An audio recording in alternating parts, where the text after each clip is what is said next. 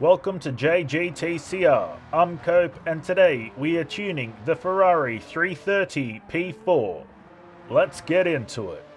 This Ferrari has a fairly responsive front end and a very slide-happy tail end. This combo can be deadly or fun.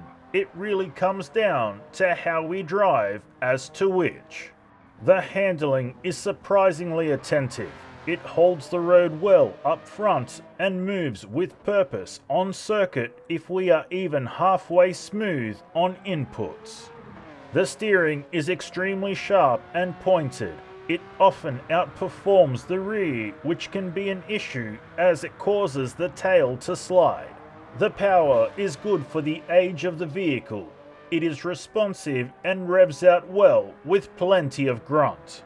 The power delivery is decent, but the tail gets very slippery from around 5,500 RPM onwards.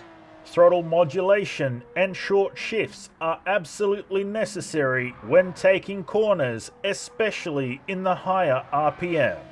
The brakes are a touch spongy but rather impressive. They are stable and slow us down well without any real issues. Let's collect our time.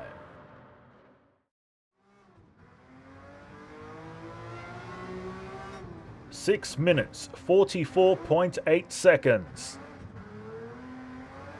And now the race tune.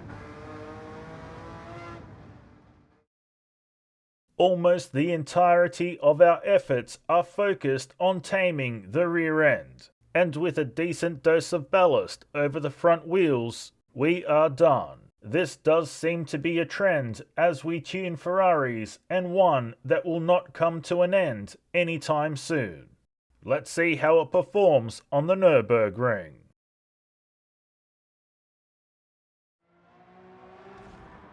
Modification and tuning has improved every facet of this Ferrari's being.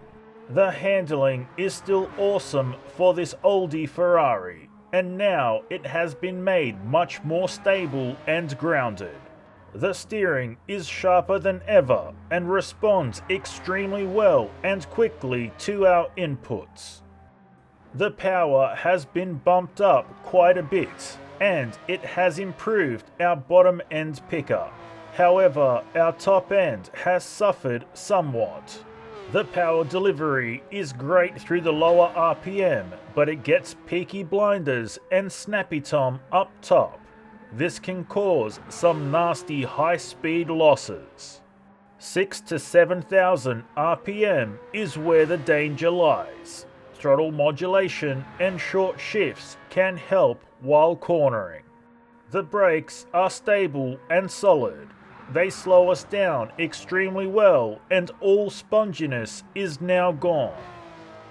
Let's collect our time.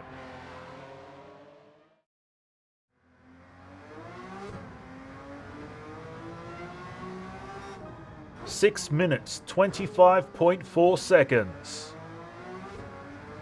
Moving on to the drift tune.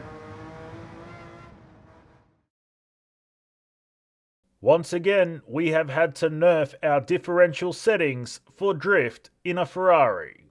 The remainder of our tune supports our efforts to tame the rear end. Let's see how it performs drifting Suzuka.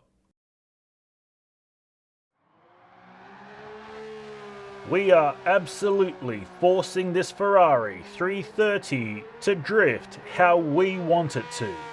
This is due to the fact we nerfed the differential to get it to comply. And while it works, it does have some negative repercussions. The tail end was just a bit too happy to come right the way around on us. It is better now, but unfortunately it leaves us a bit underwhelmed with the overall package. The handling is very stable. We have no issues guiding the car and placing it on track. The steering is responsive and sharp, making short work of the requests we make of it. The power is relatively strong, and our settings have tamed the bite the tail end had. However, it has also made it hard to drift well. The power delivery has been restricted via the differential settings, and it can make the drift package feel underpowered. However, it is needed to make the tail end respond to our inputs appropriately. And that's all we have for you today, so until next time, keep racing!